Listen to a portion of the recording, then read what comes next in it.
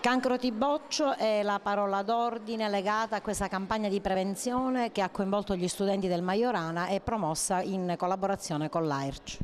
Sì, stamattina siamo qui proprio per questo convegno organizzato dall'Associazione Italiana per la Ricerca sul Cancro.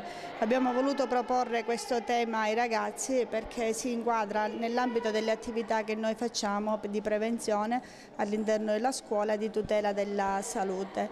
Abbiamo trovato l'iniziativa rispondente quindi a quelli che sono i dettami del nostro piano dell'offerta formativa. Per quest'anno ci siamo limitati a rivolgere l'iniziativa agli alunni delle classi terze. Nel prossimo anno intendiamo articolare un progetto che possa interessare tutte le classi del triennio, anche perché è una tematica molto interessante e soprattutto perché punta alla prevenzione e alla corretta acquisizione di stili di vita che possano veramente aiutarci a debellare questa malattia. Uno slogan per catturare l'attenzione dei ragazzi su buoni stili di vita e una corretta alimentazione.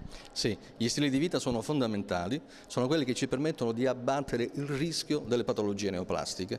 Quindi l'invito che va fatto ai giovani è l'invito a dormire il giusto, a mangiare il giusto, a bere il giusto e a socializzare nel modo giusto. Ritengo che queste siano le persone che sintetizzano in maniera ottimale lo stile di vita di oggi. L'Associazione Italiana per la ricerca contro il cancro promuove un progetto prevenzione che viene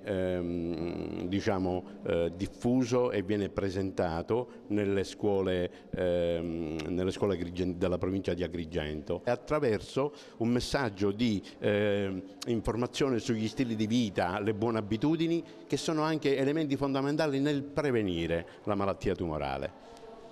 Ci sono due occasioni prossime nelle quali l'Associazione Italiana Ricerca sul Cancro si impegna e sono domenica 13 maggio è la festa della mamma e tradizionalmente in tutte le piazze d'Italia e anche ad Agrigento in piazza Cavour la mattina del 13 maggio ci sarà la vendita delle azalee.